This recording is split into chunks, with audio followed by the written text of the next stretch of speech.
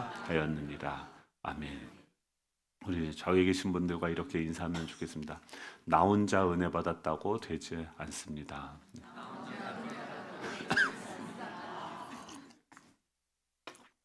네, 우리가 지난주에는 이 느헤미야의 기다림의 시간 한번 살펴봤습니다. 남의 간증 들어보면 금방 하나님의 어떤 기적을 일으킨 것처럼 보이지만 그 면면을 세밀하게 살펴보면 느헤미야도 그 기도의 응답까지 약 4개월의 기다림의 시간이 있었죠. 마치 겨울과 같이 앞이 한치도 보이지 않고 그 두려움과 씨름하면서 기도하는 시간. 그 시간이 영적으로 뿌리를 내리는 시간이고 영적인 반사신경을 키우며 또 그 가운데 성실하게 일상을 살면서 기도가 응답됐을 때 그 성벽을 재건할 청사진을 준비하는 구체적인 청사진을 준비하는 시간이었다는 것을 지난주에 한번 살펴봤죠. 오늘 구절에 보면 이 기도의 골방에서 4개월의 피말리는 그 기다림 끝에 마침내 결제를 느헤미야가 받아내죠. 그리고 구절에 보면 그 페르시아의 황제 아닥사스다 왕은 이 성벽 재건하는 거 허락하는 것뿐만이 아니라 느헤미야가 구하지도 않은 군대 장관과 마병, 기마병까지 붙여주면서 왜 그러냐면 그 1200km 정도 되는 그 길이 너무 위험하기 때문에 그들을 호위하고 보호할 수 있는 군대까지 붙여서 응답하는 것을 볼 수 있습니다.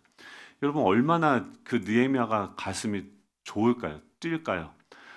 지금 자신이 기도했던 것보다 그건 다 받아내고 더 큰 응답. 이제 군대 장관이 또 기마병들이 자신들을 호위하면서 1200km 수산궁에서 예루살렘까지 1200km 되는 그 사막을 두세 달 동안 이제 걸어가면서 그는 어떤 상상을 하면서 왔을까요? 야, 진짜 하나님은 신실한 분이시다. 하나님은 응답하신다. 하나님은 살아계신다.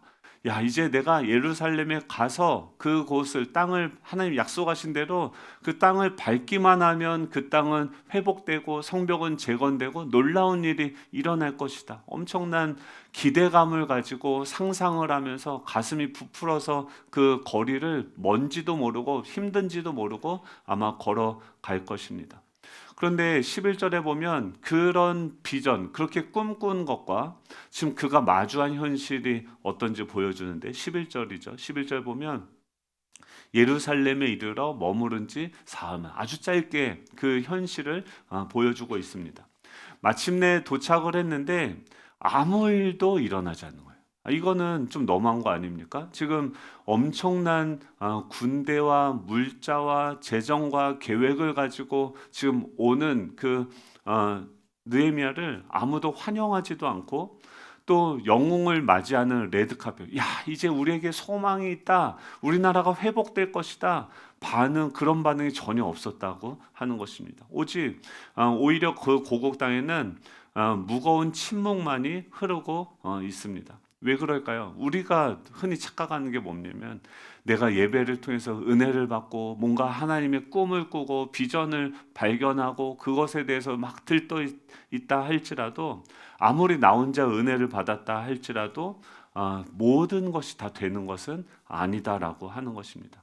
정작 그 비전을 함께 이루어가야 될 그 백성들 또 그 사람들은 여전히 지금 이게 15년 동안 예전에 한번 시도를 했었어요. 에스라 4장 보면은 성벽을 재건하려고 하는 시도를 했었는데 실패했었고 그 15년 동안 그들은 계속해서 도전을 안 했겠습니까? 그 지옥 같은 삶에서 벗어나고자 해보지 않았겠습니까? 그런데 뭘 해도 되어지지 않는 거예요. 그러니까 학습된 그 무기력이 그들 가운데 패배 의식으로 그들을 지배하고 있었기 때문에 지금 지금 아무리 내가 꿈을 가지고 예수님이 살아계시다라는 이 고백을 가지고 가도 그 상황과 환경과 사람들은 반응하지 않을 수 있다라고 하는 것이죠. 오늘 본문을 통해서 이 막막한 형실, 지금 이 영적인 그 온도 차이가 있는데 어떻게 하면 느헤미야는 이 문제들 돌파해 가는가? 그 내용을 세 가지로 한번 살펴보려고 합니다. 첫 번째는 가장 먼저 여러분 이런 상황이 펼쳐졌을 때 가장 먼저 맞닥뜨려야 되는 문제는 무엇일까요? 첫 번째는 그 문제는 내 안에 있는 문제라고 하는 거예요. 내 안에 돌파가 일어나야 돼요. 그건 뭐냐면 지금 이 느헤미야가 그곳에 갔을 때 만약에 가자마자 야 이제 여러분 왕의 조서가 여기 있으니까 왕이 허락했으니까 당장 모이십시오. 벽돌을 나르십시오. 막 그 사람들한테 자기 비전을 가지고 막 선포했다고 한다면은 어떤 일이 일어났을까요? 그 사람들이 그래 한번 또 저거 은혜 받고 왔구나. 기도원 가서 또 저 며칠이나 가나 보자 하면서 그냥 모든 사람들이 잠잠고 그냥 야 그리고 그 느헤미야 뭡니까? 페르시아에서 그 왕국 수상궁에서 편안하게 살다가 온 사람이 지금 우리 고통을 안다고? 지금 지가 우리 아플 때 뭐 했다고 와서 지금 혼자 들떠서 난리야라고 하면서 강한 반발심만 일어나지 않겠습니까? 이 우리가 기억해야 되는 것은 뭐냐면 지금 우리의 비전의 크기만큼 또 그 사람들이 가지고 있는 그 참혹함, 아픔의 크기도 크다라고 하는 것이죠. 그래서 그 비전의 크기만 바라보고 외치는 자가 아니라 그것과 상대되는 그 사람들의 고통, 그 간극, 이 나의 이상과 현실이라고 하는 그 간극을 메우기 위한 시간이 필요하다라고 하는 것이죠. 지금 느헤미야가 거기 가서 가장 먼저 하는 것이 무엇입니까? 12절이죠. 12절 같이 한번 읽어볼까요? 12절입니다. 시작. 내 하나님께서 예루살렘을 위해 무엇을 할 것인지 내 마음에 주신 것을 내가 아무에게도 말하지 아니하고 밤에 일어나 몇몇 사람과 함께 나갈새 내가 탄 짐승 외에는 다른 짐승이 없더라. 아멘. 지금 이 느헤미야는요 사흘 동안 지금 아무것도 안 하고 잠잠히 조용히 하면서 지금 아무에게도 그런 얘기를 하지 않았다고요. 이게 뭐냐면 영점을 조절하는 시간이 필요합니다. 여러분 은혜 받고 나서 그 산 위에서 받았던 내 그 영적인 상황과 이 땅의 현실, 그 간극을 다시 균형을 잡고 이 땅에 와서 다시 그 현실과 대화할 수 있는 그 시간이 필요하다고 하는 거죠. 왜냐하면 신앙생활하면서 가장 무서운 장애물이 무엇인지 아십니까? 외부의 적이 아니라 결국 내 안에 있는 영적인 교만이라고 하는 것입니다.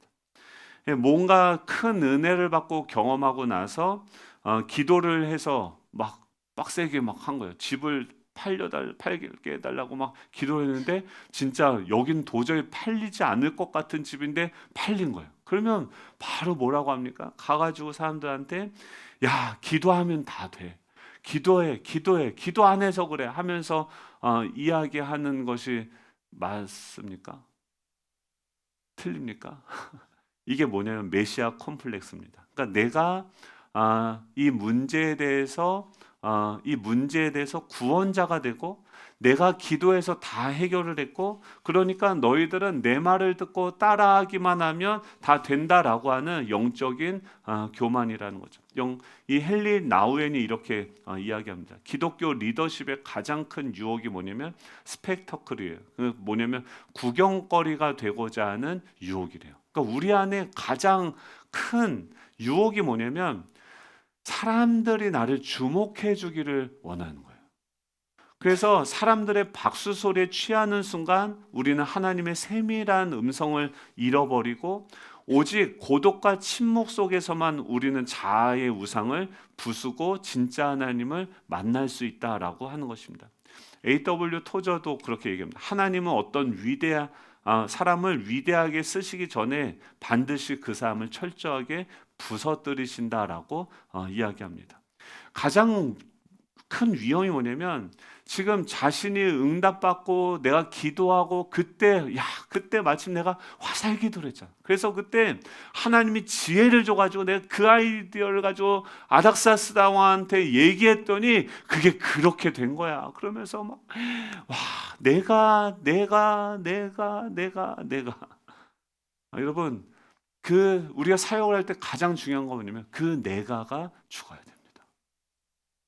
내 손에 군대도 있고 손도 돈도 있고 하지만 우리 실제로 어떻습니까? 그때 실제 우리의 모습은 어땠습니까?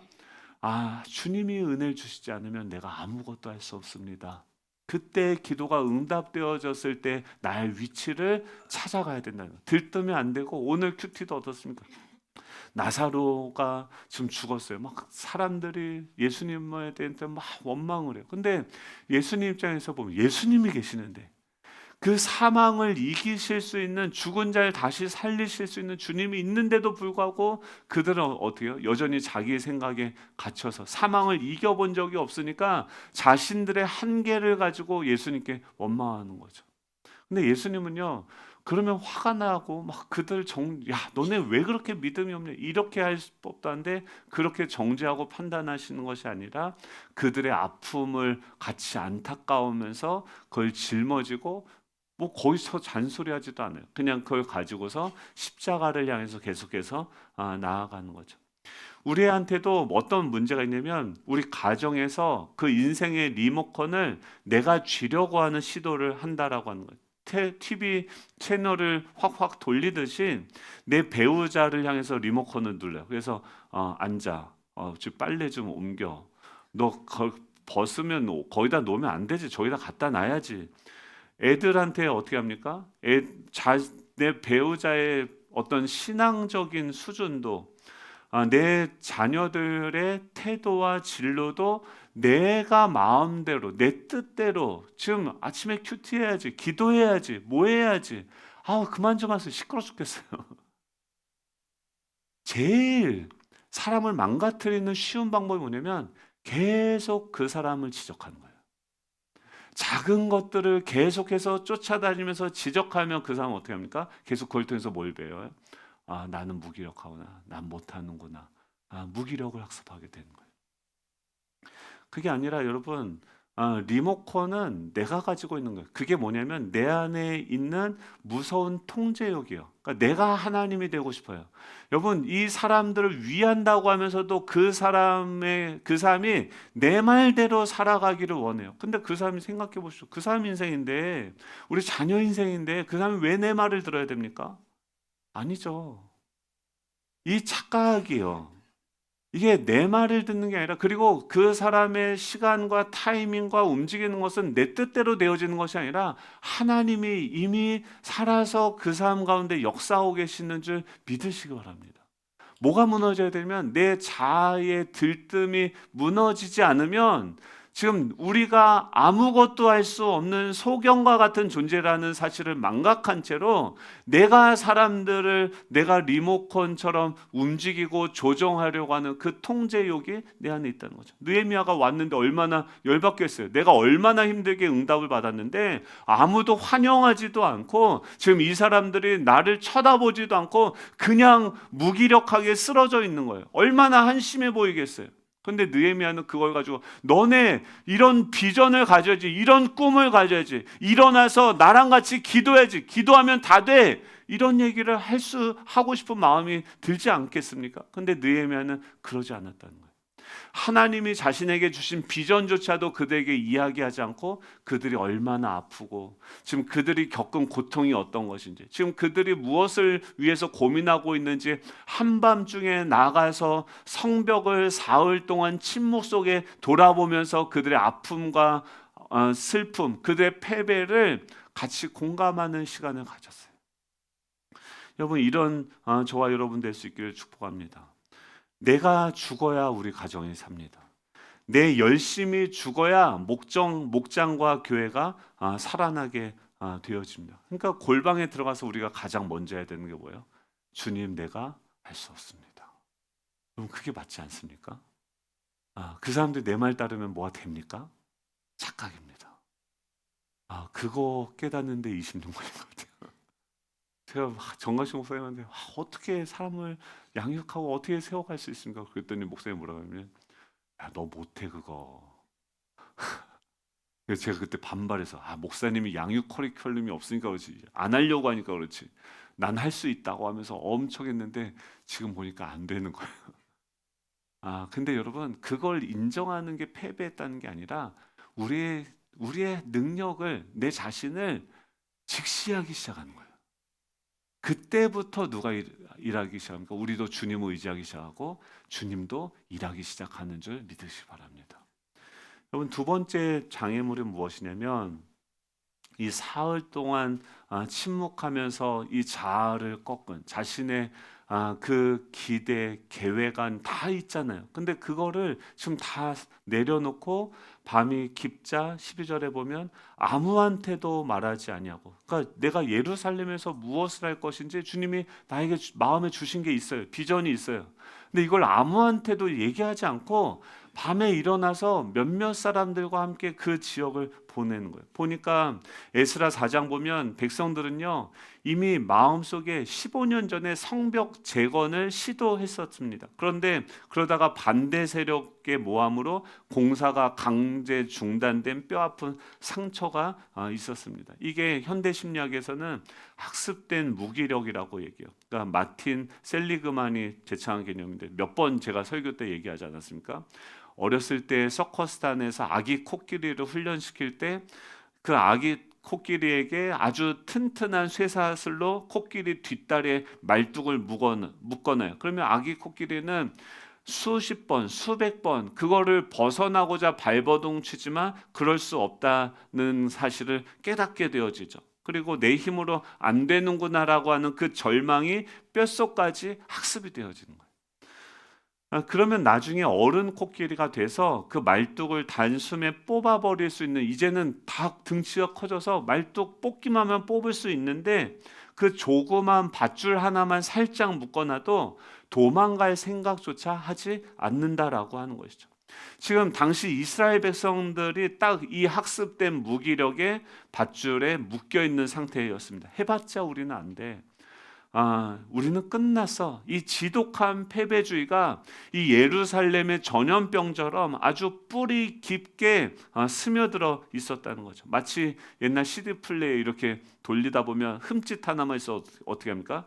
거기서 다음 트랙으로 넘어가지 못하고 틱틱 하면서 그 한 구간을 계속 맴도는 것과 같죠. 지금 백성들의 마음에 15년 전에 있었던 그 실패가 스크래치가 되어져서 더 이상 앞으로 나아가지 못하도록 그들의 발목을 붙잡고 있었다고 하는 것이죠. 그런데 그 상처 입은 그 사람한테 가서 뭐라고 합니까? 김집사, 믿음이 그렇게 없어? 그렇게 기도해야 되는 거 아니야? 그렇게 왜 지금 이렇게 하나님이 꿈을 주시는데, 하나님 기도하면 하나님 비전을 주는데 왜 여기서 이렇게 주저앉아 있어라고 하면 어떻게 합니까? 그 입을 꼬매버리고 싶은 거죠. 여러분, 그렇게 된다고 하면 되는 게 아니라 그들을 정죄하고 그들에게 왜 이렇게 하지 않느냐라고 하는 것은 너네 왜 이렇게 무기력해? 왜 이렇게 못해? 라고 비난하고 정죄하는 얘기죠. 그럼 어떻게 됩니까? 스크래치는 더 깊게 파이고 영혼은 산산조각이 납니다. 그럼 어떻게 해야 될까요? 지금 느헤미야가 사흘 동안 기도하면서 지금 17절이죠. 17절 같이 읽어볼까요? 시작. 후에 그들에게 이르기를 우리가 당한 곤경은 너희도 보고 있는 바라. 예루살렘이 황폐하고 성문이 불탔으니 자 예루살렘 성을 건축하여 다시 수치를 당하지 말자 하고, 지금 뭐라고 얘기합니까? 지금 그곳에서 계속 기도하면서 뭐가 바뀌냐면 지금 우리가 당한 공경이다라고 얘기해요. 지금 너희의 공경이 아니라 우리가 당한 공경이다. 우리가 함께 이 수치를 끊어내자라고 이야기합니다. 보네퍼가 그리스도의 신도의 공동생활에서 그리스도인의 사귐은 뭐냐면 판단하는 것이 아니라 상대방의 무거운 짐을 함께 짊어지는 것이다라고 이야기하는 거죠. 여러분, 그 사람들에게 필요한 거는 판단하고 뭔가 대안을 제시해 주는 것이 아니라 그들이 짊어지고 있는 짐을 함께 나누어서 짊어지는 것이 필요하다라고 하는 것이죠. 이게 예수님이 하셨던 사역 아닙니까? 다니시면서 그들의 연약함과 그들의 아픔을 정죄하고 너 왜 이렇게 했어? 율법의 칼날을 들이대는 것이 아니라 그들의 아픔, 그들의 상처, 그들의 연약함을 대신 짊어지고 십자가 앞에 나아가게 되어진 것이죠. 그러면서 18절에 뭐라고 얘기하냐면 그들에게 하나님의 선한 손이 나를 도우신 일과 왕이 내게 이른 말씀을 전하였다라고 이야기합니다. 그러니까 어떻게 그 무기력에 있는 사람들을 다시 끌어서 우리가 가진 그 비전을 바라보게 할 것인가? 첫 번째는 그 사람들과 똑같은 나도 연약한 자고 아무것도 할 수 없다는 그 지점까지 내 자아가 꺾이고 내려가 줘야 된다는 거예요. 그게 우리 실존입니다. 그게 우리 현 주소입니다. 그런데 거기 가서 그 다음에 뭐 합니까? 그렇게 되면 그 자리에서 보면 그 영혼들을 바라보는 관점이 바뀌어요. 정죄하고 판단하면서 나는 하나님이고 그들은 무기력한 사람이 아니라 그 사람들이 야 나도 저랬어요. 저 사람들의 아픔이 나도 그랬었어. 여러분 맞지 않습니까? 느헤미야도 얼마나 무서웠어요. 4개월 동안 기도하면서 본인이 뭐가 잘나서 한 게 아니지 않습니까? 계속해서 기도하는데 하나님이 비전을 주시고 꿈을 주시고 해서 한 거지. 근데 그들에게 그래서 너가 아니라 우리가 되어지고 정죄하는 것이 아니라 그들의 아픔을 공감. 그러면 언제 우리가 얘기하면 돼요? 그 사람의 아픔이 공감이 되면.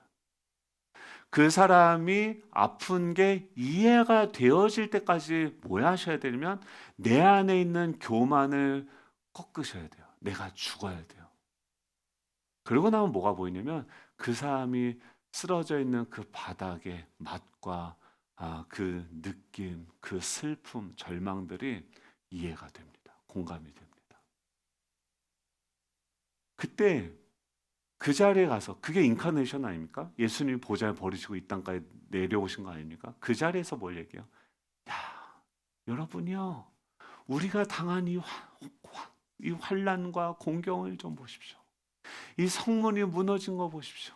여러분 나도 그것을 알고 나도 우리가 당한 이 공경을 좀 보십시오. 근데요, 여러분 그럼 우리를 회복하실 주님이 우리와 함께하고 계십니다. 느헤미야가 꺼낸 게 뭐냐면 왕의 조서가 여기 있어요. 내가 재정을 이렇게 끌어왔어요. 내가 이렇게 많은 기술자들 데려왔어요. 자신이 또 뭔가 했다는 그것이 아니라 지금 거기서 무엇입니까? 우리를 회복시키실 그 하나님이 지금 우리와 함께하고 계시니까 우리가 다시 그 주님을 바라봅시다. 다시 예배합시다. 뭐예요? 자신이 경험한 그 하나님을 증거하기 시작하는 것이죠. 여러분 기도의 골방에서 하용조 목사님이 이걸 뭐라고 하면 하용조 목사님이요 간암에 무슨 암에 온몸이 다 매일 투석을 하고 암 수술을 몇 번을 했는지 몰라요. 근데 항암 치료랑 이런 거 하면 그냥 자기는 죽겠다고. 근데 죽지도 않고 또 수술하고 또 수술하고. 근데 그분이 뭐라고 얘기하냐면 꿈은 머리에서 짜낸 아이디어나 회의실에서 나오는 계획이 아니라, 그러니까 하나님께 오는 비전은 우리가 모여서 회의한다고 주어지는 게 아니라 비전은 오직 기도의 골방에서만 잉태되어지는 생명이라는 거예요. 지금 우리가 그 영혼들을 품고 기도하며 함께 눈물이 나오고 그 사람의 슬픔이 이해가 되어지고 그래서 거기서 주님 이들이 자신이 하는 것을 알지 못합니다라고 그 하늘을 향해서 외칠 때 내가 너희의 죄를 사하노라 내가 너희를 사랑하노라 그 하늘의 음성이 들려지기 시작하고 거기서부터 하나님의 역사가 시작되어진다라고 하는 것이죠. 여러분 이 느헤미야가 사흘 동안 예수님과 같이 사흘 동안 그 침묵 속에서 어둠 속에서 하나님께 기도하며 받은 이 사망을 이긴 이 부활의 응답을 가지고 살아계신 그 하나님을 증거할 때 그들이 뭐라고 합니까? 그들의 말이 우리도 일어나서 건축하자 하고 18절에 모두 힘을 내어서 이 선한 일을 하려고 했다라고 이야기합니다. 여러분 이것이 복음 증거예요. 이것이 은혜의 전염입니다. 여러분 나는 끝났다고 생각하는 우리 주변에 그런 분들이 있지 않습니까? 백날 설교하면서 가르쳐 들려고 하면은 10중 8구가 아니라 10 다 실패합니다. 자녀들한테 잔소리하면 그 아이들은요 우리를 떠나서 세상으로 나아갑니다. 이미 벼랑 끝이에요. 어디로 갈 데가 없어서 어떻게 해야 되는지 모르고 있어요. 그때 어떻게 해야 됩니까? 내 삶의 벼랑 끝에서 주님 나한테 어떻게 오셨어요? 야, 사랑하는 내 아들아, 두려워하지 마라. 내가 너랑 함께한다. 너가 실패하고 넘어지고 또 실패하고 또 넘어져도 난 널 포기하지 않고 난 끝까지 너와 함께할 것이다. 여러분, 그 주님이 나에게 하신 말씀을 가지고 신뢰의 언어로, 사랑의 언어로 그들을 축복할 수 있는 저와 여러분 되기를 축복합니다. 여러분, 이렇게 되면 이제 게임이 끝난 것 같죠? 그렇지 않습니다. 19절에 보면 우리가 이제 내 안에 있는 교만도 돌파되고 이 백성들의 패배 의식도 돌파가 되어졌어요. 그리고 일어나 건축하자, 이제 거룩한 결단이 폭발했습니다. 은혜가 충만합니다. 그런데 여러분, 그때 믿음으로 살려고 결단하는 그 순간 뭐가 일어나냐면 우리를 찾아오는 장애물들이 있습니다. 19절 같이 읽습니다. 19절입니다. 시작. 호론 사람 산발락과 종이었던 암몬 사람 도비아와 아라비아 사람 게셈이 이 말을 듣고 우리를 업신여기고 우리를 비웃어 이르되 너희가 하는 일이 무엇이냐? 너희가 왕을 배반하고자 하기로 하느냐 하기로. 지금 10절에서도요. 그 느헤미야가 처음에 오자마자 그 사람들 뭐라고 합니까? 10절도요. 같이 한번 읽어볼까요? 호론 사람 산발락과 종이었던 암몬 사람 도비아가 이스라엘 자손을 흥왕하게 하려는 사람이 왔다 함을 듣고 심히 근심하더라. 지금 느헤미야가 오자마자 그 대적들이 지금 뭐 하냐면 근심하기 시작해요. 그리고 지금 그들이 결단하자마자 그 말을 듣고 19절에 보면 이 말을 듣고 우리를 업신여기고 비웃는다라고 얘기해요.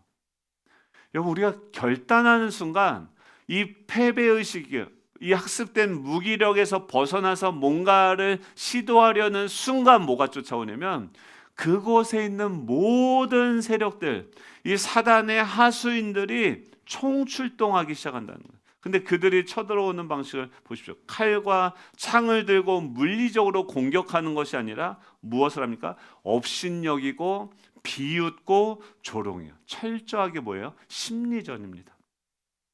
이 스크로테이프의 편지에도 보면 고참 악마가 신참 악마에게 그리스도인들을 무너뜨리는 가장 확실한 비법을 알려줍니다. 그리스도인을 타락시키기 위해 굳이 살인이나 간음 같은 엄청난 죄를 짓게 할 필요가 없다.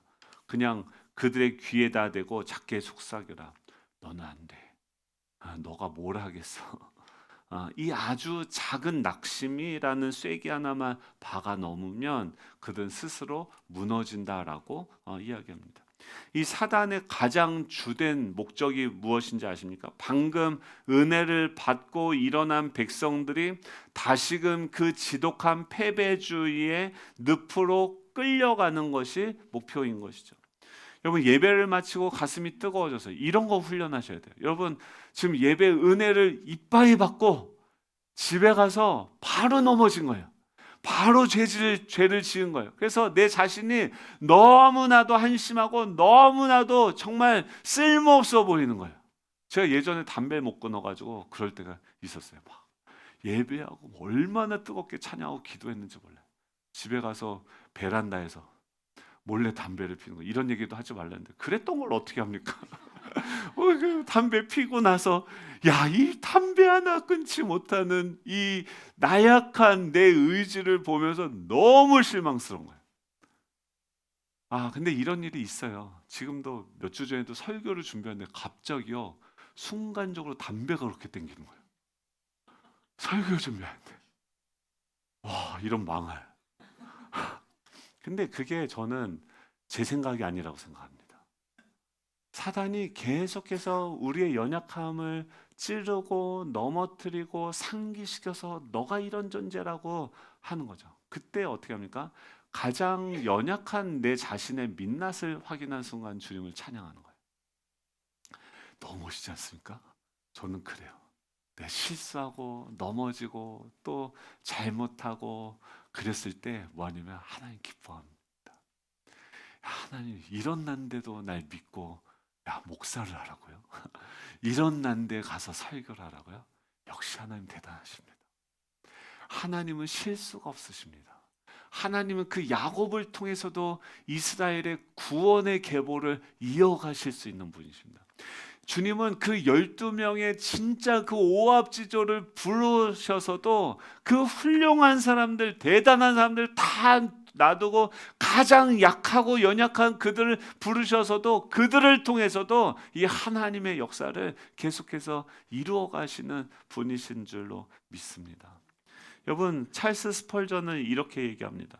마귀는요, 사슬에 묶인 맹경과 같대요. 그가 할 수 있는 일이라고는 당신을 향해 무섭게 지저대며 공포심을 주는 것뿐이다. 당신이 두려워 도망치기 시작하면 그 개는 당신의 뒤꿈치를 물어 뜯을 것이다. 그러나 십자가의 지팡이를 꽉 쥐고 당당하게 걸어가 보라. 그 개는 짖다 지쳐 쇠풀에 쓰러질 것이다. 여러분, 죄를 짓고 넘어졌다 할지라도 그냥 툭툭 털고 일어나십시오. 주님이 그래도 날 사랑하시고 그래도 자녀 삼으시고 내 사랑하는 아들아 내가 널 기뻐한다. 여러분, 당당하게 죄 지은 자로서 기뻐하며 하나님의 그 용납하심을 자랑하면서 당당하게 걸어갈 수 있는 저와 여러분 되시기를 간절히 소망합니다. 20절에 느헤미야가 뭐라고 얘기합니까? 20절 같이 한번 읽어볼까요? 시작. 내가 그들에게 대답하여 이르되 하늘의 하나님이 우리를 형통하게 하시리니 그의 종들인 우리가 일어나 건축하려니와 오직 너에게는 예루살렘에서 아무 기업도 없고 권리도 없고 기억되는 바도 없다 하였느니라. 아멘. 지금 그렇게 얘기하는데 너네 전에도 15년 전에 하려고 하다 안 됐잖아. 너 또 해봤자고 작심삼일이야. 금방 힘들다고 너 또 포기할걸? 또 힘든 일 생길 때마다 또 넘어지고 그럴걸? 조롱하는데요. 지금 느헤미야가 뭐라고 얘기하면 아니야. 하늘의 하나님이 우리를 형통하게 하셔. 우리의 잘남과 나의 탁월함이 아니라 하늘의 하나님이 우리를 형통하게 하시고 우린 그의 종들이야. 그래서 우리가 일어나서 건축할 건데 아이고 어떡하냐. 너네는 여기 아무 기업도 없고 권리도 없고 기업받은 것도 없어. 여러분, 나를 가로막고 있는 그 질병이 아무리 깊고 무서워도 하영조 목사님이 그랬대요. 너무 아프죠. 수술했는데 너무 아프죠. 그 질병이 그 암세포가 나를 죽이려고 하죠. 근데 그 병이 내 하나님보다 크지 않습니다. 그 암세포가 나를 삼켜서 오늘 내 생명을 가지고 간다 할지라도 나는 하나님을 찬양할 것이고 하나님의 역사는 우리 교회 가운데 계속해서 이루어질 것입니다. 여러분, 그 사단의 조롱에 여러분들이 코웃음을 치고 무시하고 그냥 여러분들에게 주시는 삶을 연주할 수 있기를 축복합니다. 예전에 막 그런 실험하지 않았어요? 요한 스트라바우스 그 바이올린을 가지고 엄청 유명한 그 연주자가 그 지하철역 앞에서 그걸 키면서 뭔가 실험을 했죠. 뭐 환경이 뭐 아무튼 뭐 이런 거 하는데, 근데 그 연주자가 어떤 마음으로 거기서 연주했을까요? 지나다니면서 사람들이 뭐 주목을 얼마나 했겠어요? 그냥 다 지나가고 뭐 이렇게 했겠죠. 아무도 알아봐 주지도 않고 아무것도 없죠. 근데 그거에 대해서 상심하고 상처받아서 거기서 연주를 멈췄습니까? 아니죠. 아무도 알아주지 않아도 나는 최고의 연주자고 내 손에 들려있는 악기는 최고의 악기입니다.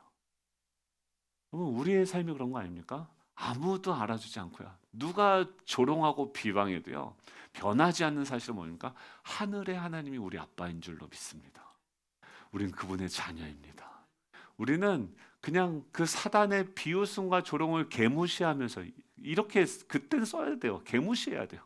개무시하면서 우리의 길을 그냥 걸어갈 수 있는 저와 여러분 될 수 있기를 축복합니다. 사단아 지져라. 너가 아무리 비웃고 조롱해도 하늘의 하나님이 나를 세우실 것이다. 나의 인생의 주인은 하나님이시다. 내 질병도 내 가난도 나를 막을 수 없다. 너는 내 가정과 내 일터에 아무 권리도 없고 기업도 없고 당장 내 삶에서 예수 그리스도의 이름으로 명하노니 떠나가라. 꺼져라. 여러분 선포할 수 있는 저와 여러분 될 수 있기를 축복합니다. 우리 이 찬양할 텐데요. 여러분, 우리가 하나님의 비전을 품고 이 땅을 살아갈 때 결코 꽃길만 열리지 않습니다. 먼저 뭐랑 싸워야 돼요? 내 안에 있는 메시아 컴플렉스, 영적인 교만과 싸워야 돼요. 또 두 번째 뭐예요? 그 사람들의 무기력. 그동안 평생을 그렇게 살아왔는데 그게 한 번에 바뀌겠습니까? 그렇지 않죠. 그럼 어떻게 우리는 바뀌었습니까? 그 지점으로 다시 내려가셔야 돼요. 주님이 은혜를 주시지 않으면 내가 눈을 뜰 수 없습니다. 내가 볼 수 없습니다. 주님, 우리를 불쌍히 여겨 주십시오. 여러분, 그리고 사단이 조롱하는 거, 비웃은 아주 가볍게 개무시하시고 계속해서 주님을 예배하면서 우리에게 주어진 그 삶을 계속해서 걸어 나아갈 수 있는 저와 여러분 될 수 있기를 축복합니다. 우리 함께 이 패배의식을 승리하신, 사망을 이기신 주님을 찬양하며 나아가도록 하겠습니다.